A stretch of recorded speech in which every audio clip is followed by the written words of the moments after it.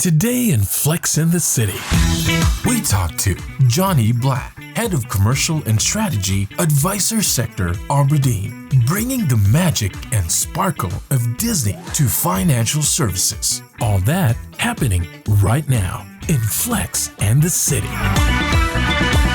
Hello, everybody. This is Rachel Treese for Flex and the City. I'm thrilled this afternoon to have Jonny Black with me. He's in Edinburgh and he is the Commercial and Strategy Director at abrdn.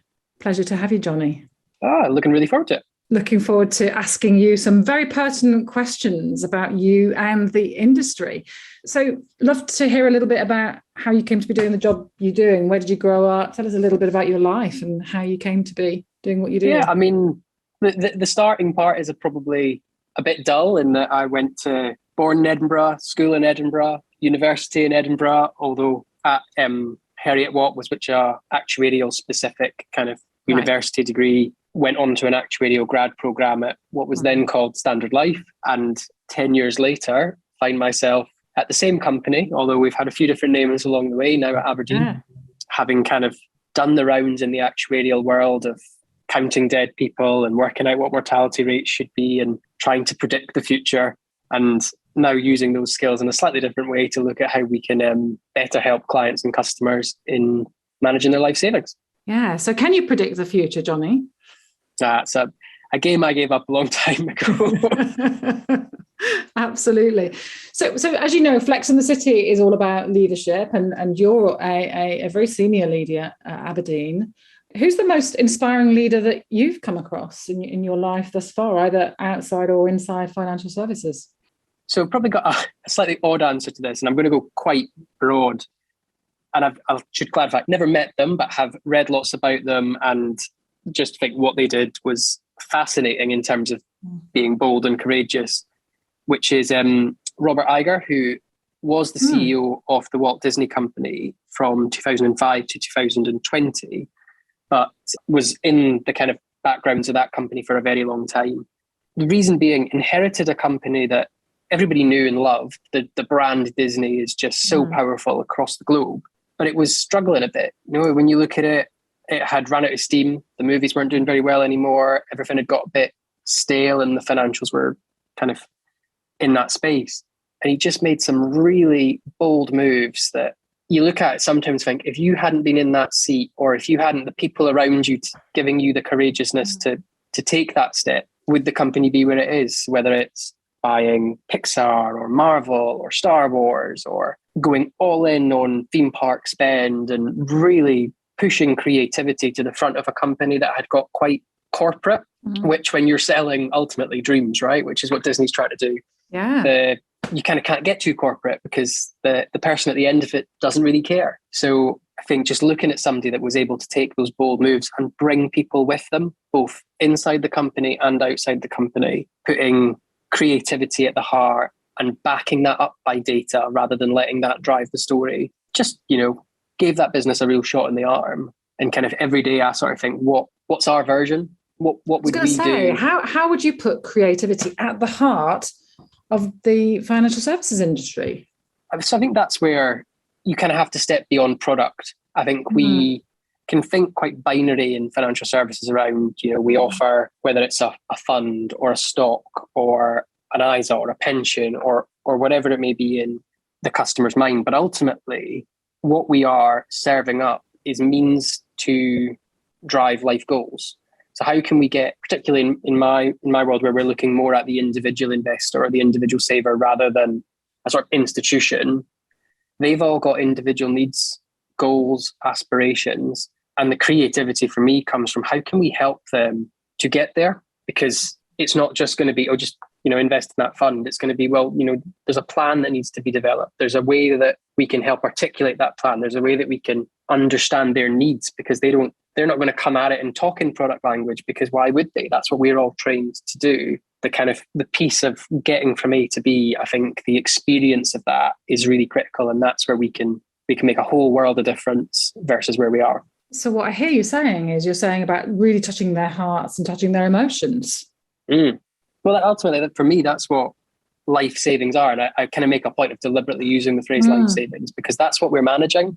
And I think, quite flippantly, we kind of talk about, oh, well, we don't save lives here. And that's true, right? We don't. Nobody's running around with surgery kit. But we do make a difference to lives. And I think we can lose sight of that sometimes in the bigger picture, because if people aren't managing their life savings safely and with an eye on their goals and being ready when they need it at the time they need it, then they can fall into trouble. And we need to remind ourselves in the industry that that's what we're on the hook for. We're there to make a difference. So if you were to bottom line and you were to articulate the purpose of this industry, what would you say is the purpose of the industry? It's a good question. I think it all comes back to helping people fulfill their life goals. Yeah. Not ours, not what we want them to be, but helping people. We're a fulfillment vehicle, ultimately. Creating dreams. Yeah, fulfilling dreams. So what do you think? We're the dream factory. Your dream factory. Wow, fantastic. We've got a new brand there, Jonny. So what skills do you think are needed by financial services leaders now? We're in 2022. We've gone through COVID. The world has changed beyond all recognition and continues to do so. What skills do you think are needed by the leadership in the industry now?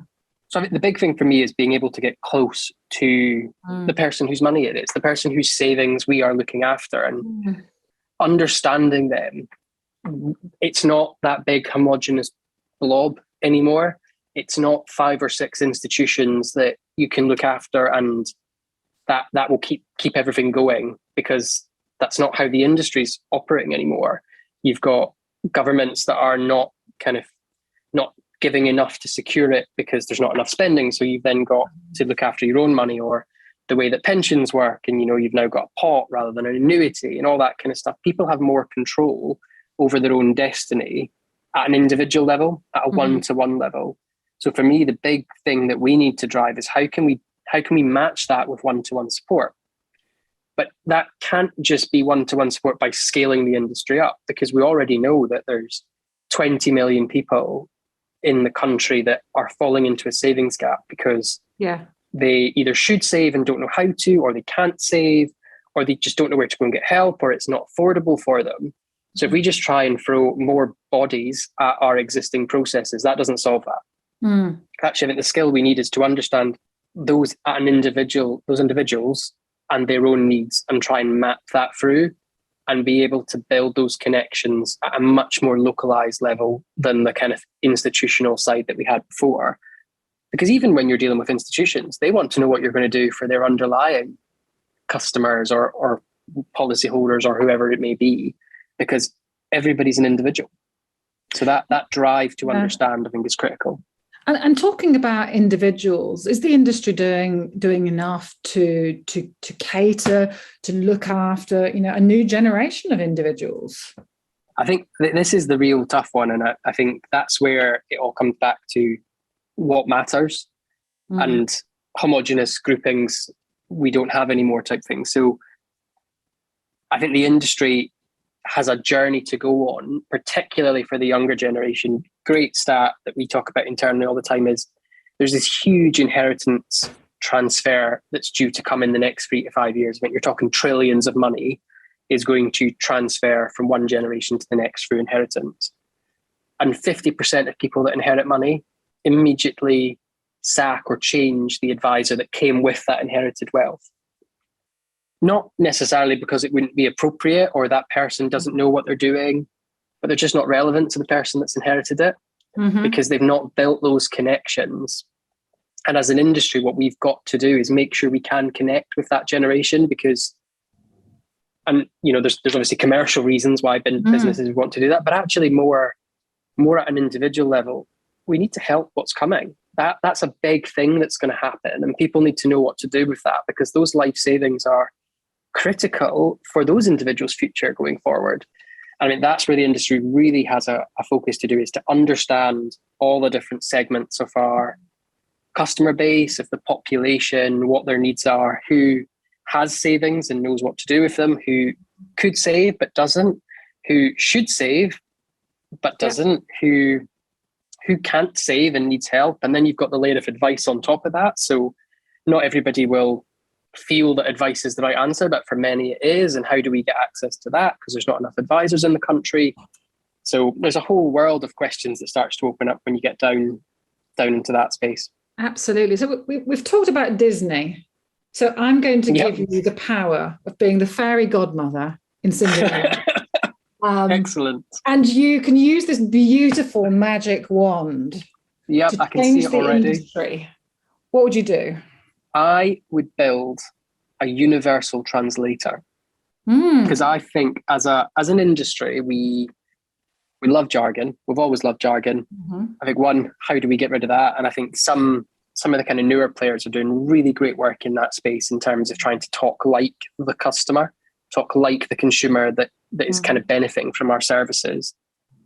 But actually, how do we translate for all the generations so that we have our common thing that we're trying to message, but we can get it out there so that everyone can understand it? Because I think so much gets lost in translation in this industry, whether it's, what a product is, who the product's suitable for, what advice means. I mean, even the fact that advice, capital A or lowercase a, you might go and ask your mate down the street for some advice. You're not asking them for a regulated interview, but we call advice, at the most basic level in our industry, we've got words that are used that mean different things to the consumer on the street, and being able to just break through all those barriers, I think would be game changing.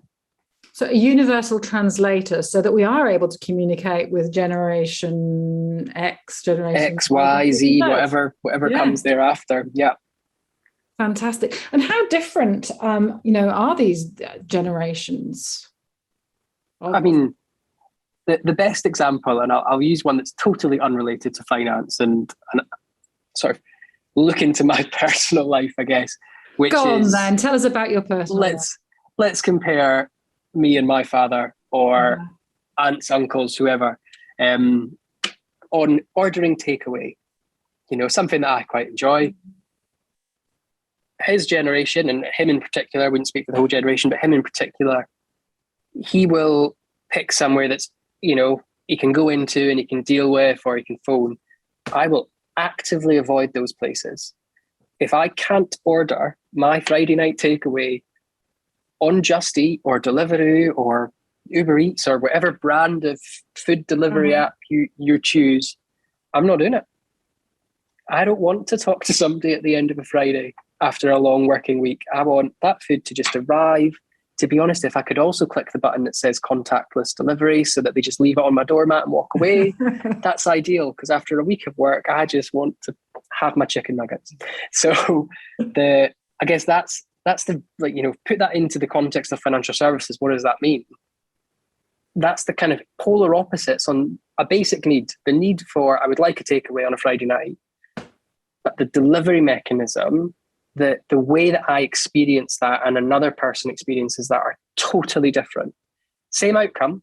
We're both sitting, eating a meal, exact same outcome. But the experience that got me to the outcome was totally different. And I think that's where the generations differ in what they are looking for from the experience.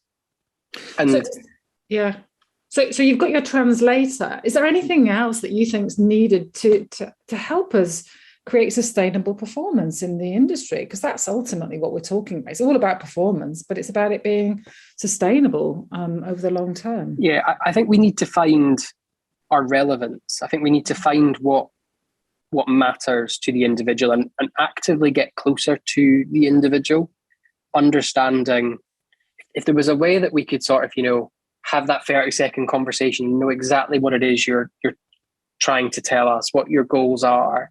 Because at the minute, our industry processes, we'll sit down and we'll have an interview with you and we'll prepare a suitability letter and a recommendation, and blah, blah, blah, blah, blah. And, it unravels over the course of weeks, if not months type thing. Whereas where you want to get to is we're kind of always on.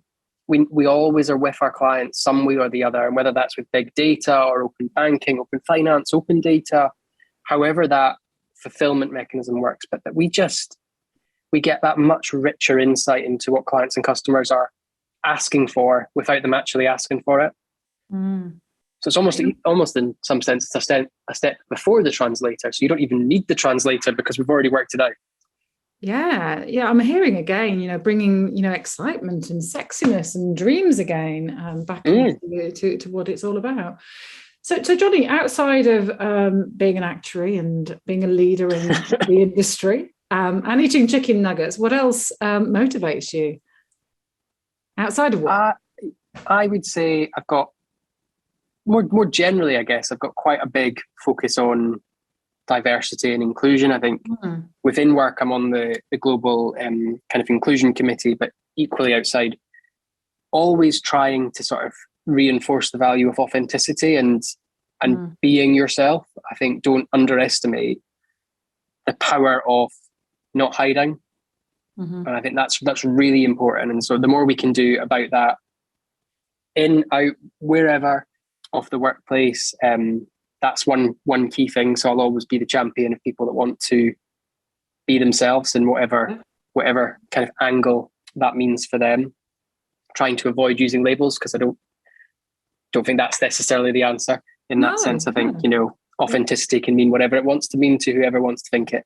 And then the other thing is probably just having the ability to switch off. That really matters and I would say COVID in particular has probably brought that into shining light. I've got an office upstairs in the house, and the blurred lines of workplace and home life are much more blurry than they ever were before, to the point where you've got to really put an effort in, a conscious effort in, to make sure that is balanced. So I do like to make sure that when I can switch off, I switch off properly. I could, go back to Disney on this one, where I've got quite a passion for finding my way to theme parks. I've got a few booked, so summer can't come quick enough, I guess. But what's your favorite theme park? What is your favorite theme? My favorite theme park, controversially, not a Disney one. So after all that talk, I would say Islands of Adventure in Universal Studios Orlando in Florida. I've been there. Oh, it's great. And there's a new roller coaster just open. So when I get to go later in the year, that's something to run straight through. So what is it about the theme parks that really touches your soul? I mean, we've talked about kind of dreams and kind of that kind of emotional side of things. And I think that's why theme parks kind of resonate so strongly with me. It's not the amusement parks. It's not the kind of fairground at the beach or on the pier. It's those places where you cross a threshold and you're somewhere else, where you are experiencing something live and in the moment, and there's a sort of memory that will never leave, if you know what I mean. You kind of carry it with you. So where Disney excels, or where Universal excels, is that experience from the moment you hit the turnstiles until the moment you cross back out of the turnstiles. You are somewhere else. You might be in Central Florida, but you could find yourself in Jurassic Park or wherever. You're totally gone.